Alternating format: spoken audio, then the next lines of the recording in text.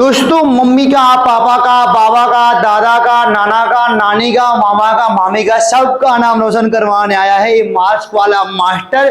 और आज आपके लिए लेके आया है एक नया टॉपिक। लेकिन पहले आपको बता दूं, आप अच्छे से पढ़ रहे हो ना, अच्छे से पढ़ना, नाम करना है इस संसार में, पहले अपने गांव में, परिवार में, फिर समाज में नाम करना है और बहुत आगे जाना है। उम्मीद करते हैं कि आप दिन रात पढ़ रहे होगे। तो मैं आज आपके लिए लेकर के आया हूं एक नया टॉपिक जो कि क्लास 12 का पोइट्री है, चैप्टर नंबर 2 है। चैप्टर 1 को पढ़ा दिया गया है। उम्मीद करते हैं आप पढ़ के आए होंगे। अगर नहीं पढ़े तो पढ़ के आ जाओ। बहुत ही ईमानदारी से, समझदारी से आपको बताया गया है। तो आज के पोएम का नाम हमारा क्या होगा बोलिए? कीपिंग क्वाइट होगा। कीपिंग क्वाइट यहाँ पे लिखा है शानदार भाषा में।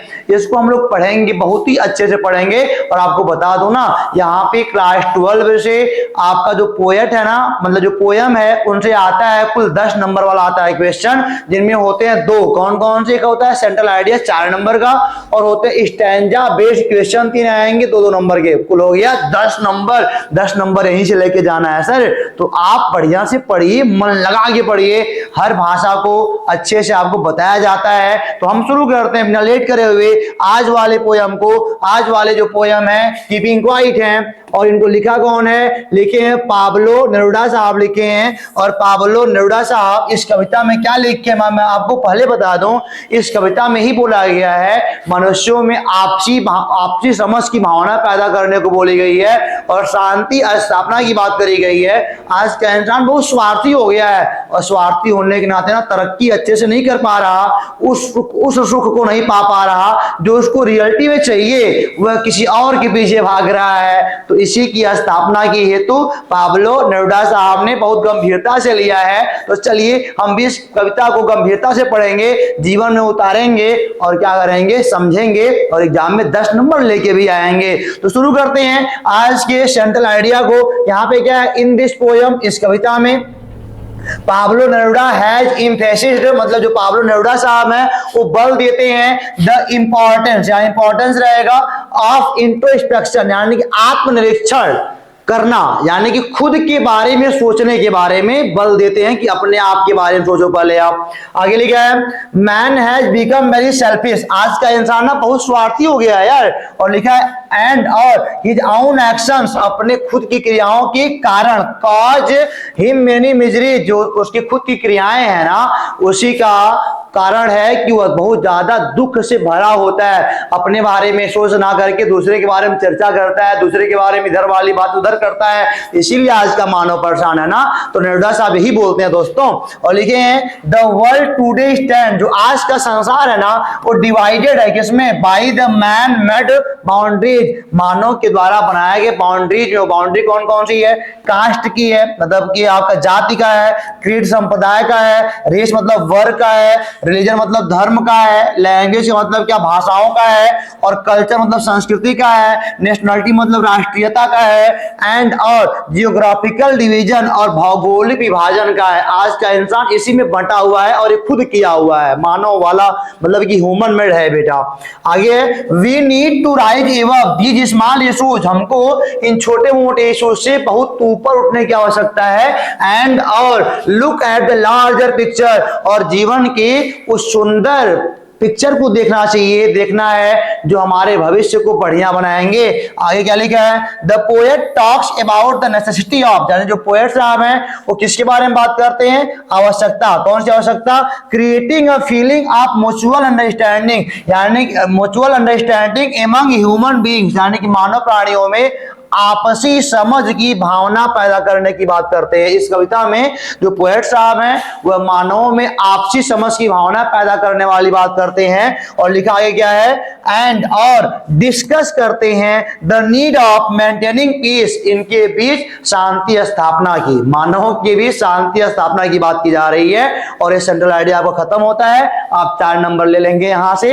अब हम पढ़ेंगे स्टैंजा को, अच्छे समझेंगे ताकि वहां वाला क्वेश्चन आराम से हम कर सकें। और जो स्टैंजा को समझ लेगा ना वही उनके क्वेश्चन आंसर कर पाएगा।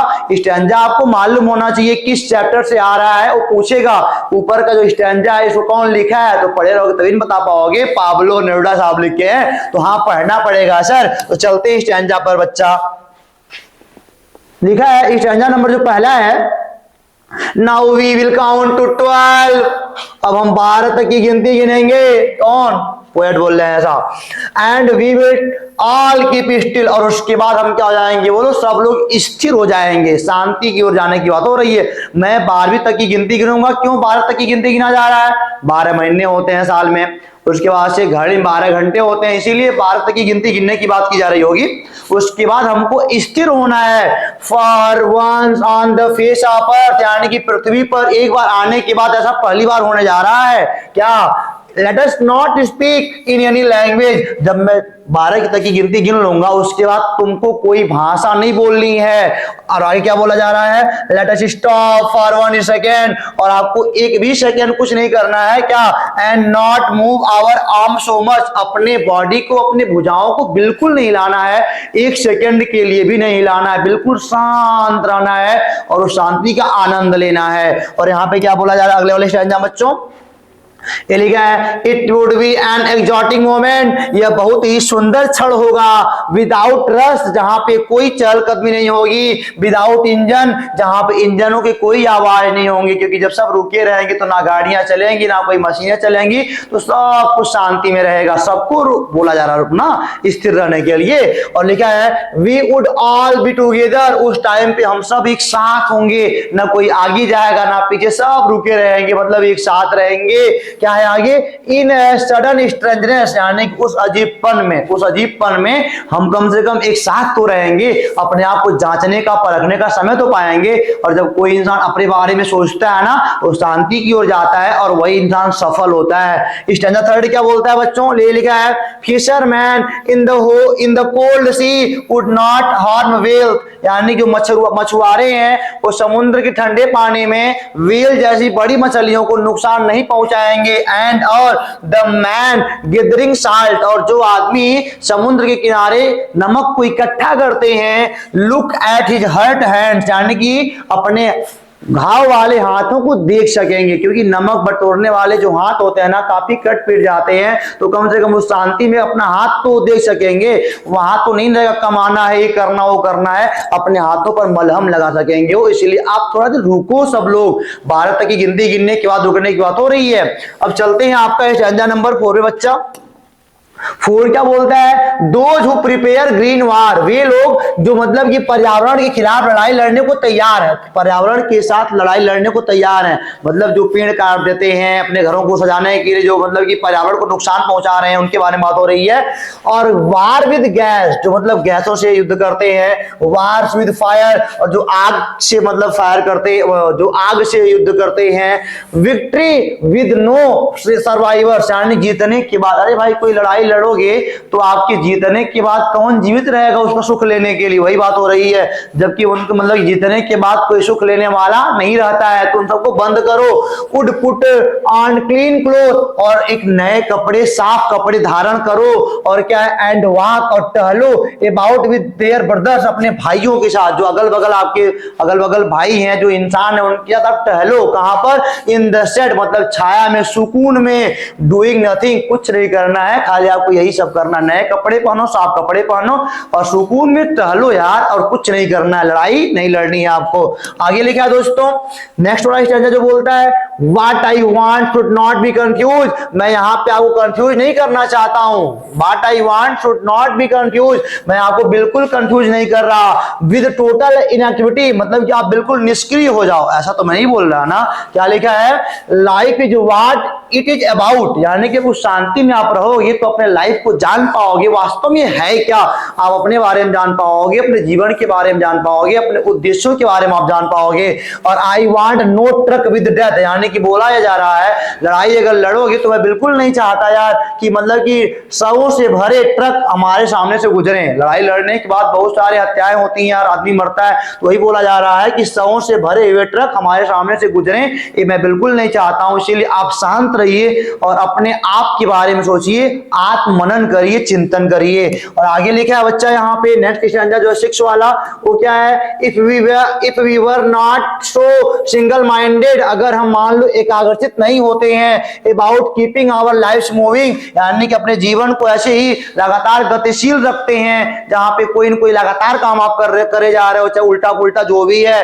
आगे and for once could do nothing, और यहाँ पे आपको बोला जा रहा है एक बार तो कम से कम कुछ मत करो, एक बार जो मैं बोल रहा हूं वो करो। और क्या लिखा है, परहैप्स अ ह्यूज साइलेंस, संभवतः एक लंबी शांति चुप्पी जो आपकी है ना, माइट इंटरपुट दिस सैडनेस, आपकी उदासी को मतलब दूर भगा सकती है। आगे क्या है, आप नेवर अंडरस्टैंडिंग आवरसेल्फ, और आप मतलब इसके बिना अगर शांति नहीं ले रहेगी ना तो आप इसके बिना अपने आप को समझ नहीं पाओगे। And of the threatening ourself with death, और आपको मृत्यु का डर सताएगा। और जब आप बिल्कुल शांति से चिंतन में मनन में रहेंगे, अपने आप को जब अच्छे से जान लेंगे, तो आप मृत्यु से भयभीत नहीं होंगे। कौन सी मृत्यु? वो लड़ाई में लड़ के मर जाना। अरे यार मरना सबको है, लेकिन शांति वाली बात यहां हो रही है ना। आप लड़ाई में बेमौत नहीं मरना है, कुत्तों वाली मौत नहीं मरनी है, आराम से काम करो और सुकून से प्राण गवाओ। तो वही बोला जा रहा है and of threatening ourself with death, और आप जो मतलब डर से, जो आप मतलब कि मृत्यु से डरते हो ना, वह डर आपका भाग जाएगा अगर आप शांति से सोचते हो कुछ तब, और अपने आप को सफल बनाते हो तब। और अगला क्या है, नेक्स्ट है और लास्ट वाला आपका बच्चा स्टैंजा है, perhaps the earth can teach us, यानी संभवतः हमको उस शांति में अर्थ जो है ना वो सिखाएगी। अर्थ क्या सिखाएगी? जैसे मौसम आता है, ठंडी का मौसम आता है तो सब जगह बर्फ जम जाते हैं, और बर्फ जम जाते हैं तो सब लोग निर्जीव लगते हैं ना जी। लेकिन फिर क्या आता है, फिर आपका अगला मौसम आता है गर्मी वाला, उसमें क्या होता है, सब फिर से मतलब हरे भरे हो जाते हैं, उस बर्फ की चद्दर हट जाती है। तो वही है, इंसान अगर लगातार तुम काम करोगे यार तब फिर बहुत दिक्कत में पड़ जाओगे। कुछ देर रुको, फिर समय अगला अच्छा वाला आएगा फिर करना। वही बोला जा रहा है, perhaps the earth can teach us, यानी जो उस टाइम जब चुप्पी में रहोगे, शांति में रहोगे,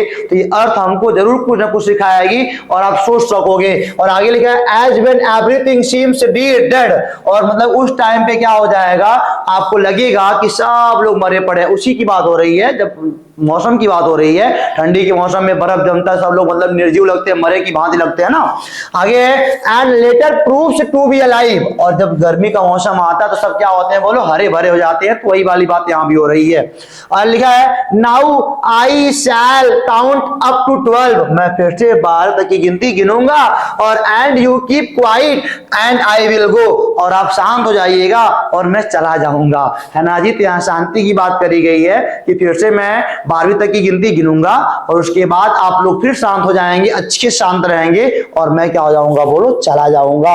ये कविता जो है ना बच्चों, ये दर्शाती है कि अगर आप अपने बारे में चिंतन मनन करेंगे, शांति से एकाग्रचित होएंगे, इसीलिए बोला गया है योग करो, प्राणायाम करो, तो आपका जो बॉडी है ना वो काफी स्टिल होगा, मतलब मजबूत होगा, स्ट्रांग होगा, और आपका जो इनर कॉन्शियस है स्ट्रांग होगा। इससे आपकी सफलता ना जो आएगी वो बहुत शानदार क्वालिटी की होगी, वहां आपको सुकून मिलेगा। उम्मीद करते हैं सभी स्टैंडर्ड आपको समझ में आ गए होंगे और आप कोई क्वेश्चन यहां से कर लेंगे, और अगर दिक्कत कहीं से आती है तो हमको आप कमेंट बॉक्स में बताएंगे। तो फिर मिलेंगे दोस्तों आपसे अगले वाले वीडियो में कुछ नया टॉपिक लेकर के, तब तक के लिए नमस्कार।